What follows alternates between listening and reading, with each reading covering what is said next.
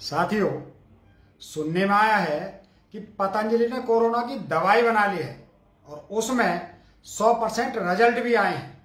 अब ये दवाई है या पेट्रोल डीजल के भाव बढ़ने से जनता का ध्यान भटकाने की कोई चाल है, ये तो समय बता ही देगा। वैसे इम्यूनिटी बढ़ाने की दवा बनाने की इजाजत ली और कोरोना के नाम से बेचने जो व्यापारी बाबा निकले हैं वो पहले ही दाम में खुद अपराधी बन गए हैं। वैसे ये पैंतरा बाबा और सरकार दोनों पर उल्टा पड़ गया है, इसीलिए अब इस बार बाबा जी की सलवार पर खुद सरकार की नजर है। वैसे सरकार ध्यान ही भटकाने का काम सबसे अच्छा कर सकती है और वो कर भी रही है। जैसे गरीब प्रवासी मजदूरों के पैर के छाले 20 लाख करोड़ के ढोंग के नीचे दबाने की कोशिश की, ट्रेन में टिकट लेने के मुद्दे से ध्यान भटकाने के लिए आदित्यनाथ ढोंगी ने कांग्रेस की 1000 बस खाली लौटा दी, लेकिन गरीबों की मदद नहीं करने दी।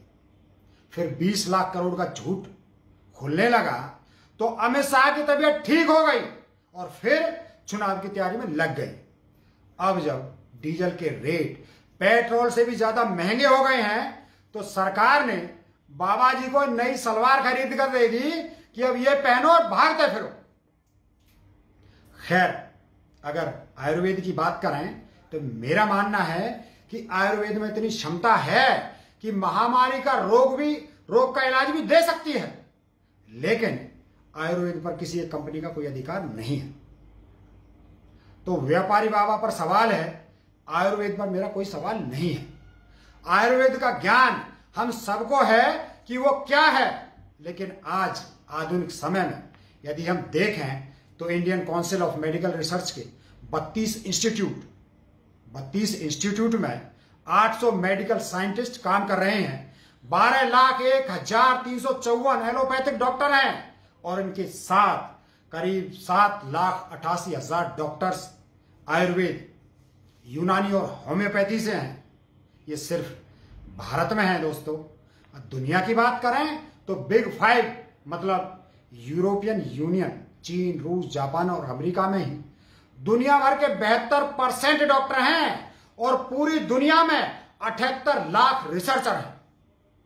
ये संख्या हमें सोचने पर मजबूर करती है, इतने बड़े संसार में एक कोरोना नाम की बीमारी का इलाज नहीं बना पा रहे और हमारे व्यापारी बाबा कहते हैं कि हमने रिसर्च भी कर ली, डेवलपमेंट भी कर लिया, दवाई के डोज भी बना लिए, क्लिनिकल ट्रायल भी कर लिया, सरकार को कागज भी दे दिए और अब 100% रिकवरी रेट का रिजल्ट भी घोषित कर दिया।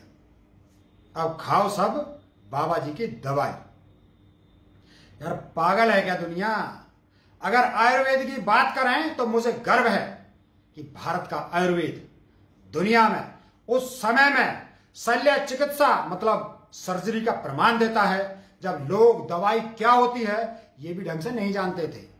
हमारे 4 वेदों में से एक श्री अर्थवेद जी में आयुर्वेद के 114 स्त्रोत हैं जो स्पष्ट करते हैं कि आयुर्वेद को 600 BC से प्रमाणिकता क्यों प्राप्त है। आयुर्वेद में 3 सिद्धांत हैं, चरक संहिता, सुश्रुत संहिता और भेला संहिता। इनमें से जो सुश्रुत संहिता है वो गुरु विश्वामित्र जी के पुत्र थे, तो जो सुश्रुत संहिता है उसमें 184 अध्याय हैं जिनमें 1120 बीमारियों के नाम दिए हैं, जिनके इलाज के लिए 700 प्रकार की जड़ी बूटी और 64 विधि खनिज और 57 विधि पशुओं द्वारा प्राप्त सहायक तत्वों का वर्णन किया गया है। ये सब बताने का मतलब ये था कि हमारी संस्कृति इतनी बड़ी और प्राचीन है कि हम आज सोच भी नहीं सकते कि वो पहले ही हमारी भारतीय भूमि पर घटित हो चुका है और पूरी दुनिया ने हमारे सिद्धांतों का लोहा स्वीकार किया है। लेकिन हमारे देश में कुछ लोग सिर्फ व्यापार के लिए हमारी संस्कृति को बदनाम करने में लगे हैं दोस्तों। कल आपने सुना एक व्यापारी बाबा जो बोले कि उनकी कंपनी पतंजलि ने कोरोना की वैक्सीन बना ली है और उसका ट्रायल भी कामयाब हो गया है।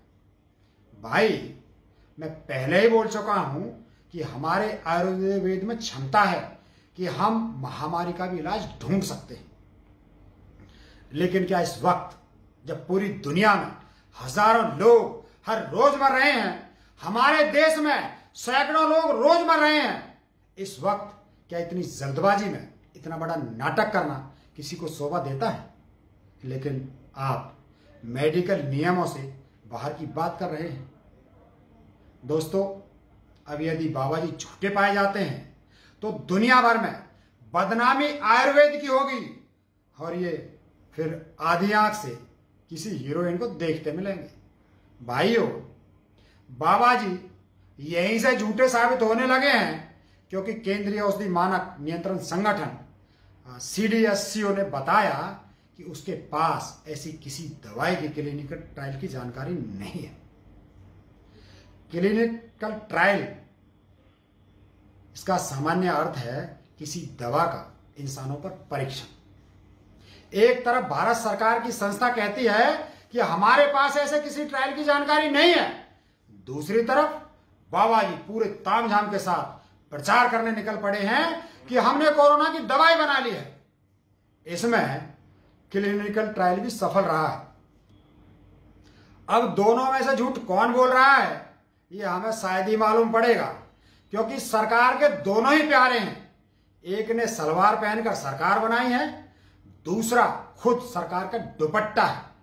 इसलिए झूठे को तो बचा लिया जाएगा, लेकिन हमें ये जानना जरूरी है कि आखिर कोई दवा कौन बना सकता है, उसका परीक्षण इंसानों पर कौन कर सकता है, उसका प्रचार कौन कर सकता है और उस दवा को बेच कौन सकता है। तो आइए देखते हैं कि इस दवा के प्रचार में कितनी सच्चाई है।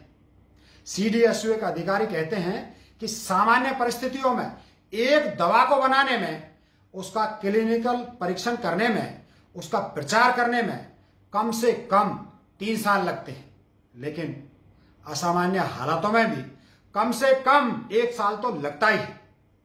अब सवाल आयुर्वेद की क्षमता पर नहीं है, बल्कि जो कंपनी अपनी दवाई का प्रचार करने में जुट गई है उस पर है कि उसने इतनी जल्दी क्लिनिकल ट्रायल कैसे कर लिया और कहां कर लिया, क्योंकि सरकार ने तो ऐसी किसी ट्रायल की जानकारी दी नहीं, ना ही अब तक बताया गया है। अगर कोई कंपनी कोई दवा बनाने का दावा करती है तो आयुष मंत्रालय उसकी पुष्टि के लिए कुछ जरूरी कागजात मांगती है।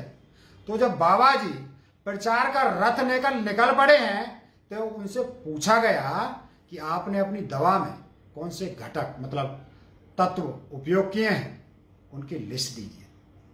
इस दवा का डेवलपमेंट किस हॉस्पिटल में हुआ उसका नाम बताइए।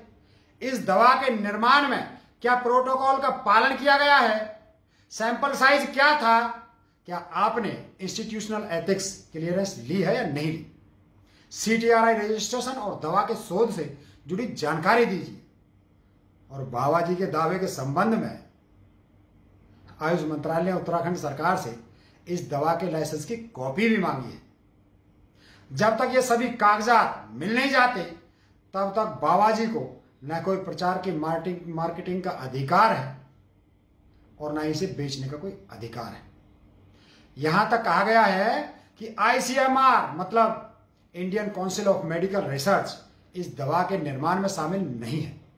मतलब यह है कि बाबा जी ने यह दवाई सरकार से छुपा कर बनाई है। इस तरह बाबा जी ने न केवल भारतीय बल्कि अंतर्राष्ट्रीय कानून का भी उल्लंघन किया है, क्योंकि इस वैश्विक महामारी में हर दवा के निर्माण और परीक्षण की जानकारी WHO से शेयर करना होता है, तो वो भी नहीं हुआ। ऊपर से बाबा जी के चेले बालकृष्ण जी ने कहा है कि उन्होंने थर्ड पार्टी की मदद से क्लिनिकल ट्रायल किए हैं। मतलब आप जानलेवा बीमारी की दवा का परीक्षण छुप छुप कर हमारे देश के लोगों पर कर रहे हो, जिनकी जानकारी न सरकार के पास है न ही उन मरीजों को है जिनके ऊपर आपने इतना बड़ा टेस्ट कर लिया। साथियों, आज बाबा रामदेव ने सिद्ध कर दिया है कि अगर सरकार में हाथ हो तो एक जियो बाकी सभी कंपनियों के सिम बर्बाद कर सकती है और कोई भी तेल मंजन दवाई बनाकर छुप छुप कर इंसानों पर टेस्ट भी कर सकती है। वैसे इस सरकार में यह होना बड़ी बात नहीं है, क्योंकि जब पूरा देश महामारी के कारण रोटी रोटी को मोहताज है, दुकानें बंद हैं, फैक्ट्री बंद है, सड़कें सुनसान हैं। देश के नागरिक जान बचाने के लिए, भूखों मरने के लिए मजबूर है और सरकार एलईडी लगाकर चुनाव प्रचार करने में लग जाए तो सरकार की नाक के नीचे चीन भी अंदर आ सकता है और बाबा जी भी घर में बनाई दवाई पिलाकर लोगों पर टेस्ट कर सकते हैं। इस सरकार को चुनाव इतना जरूरी है कि लोग जिया मरें, कोई फर्क नहीं पड़ता।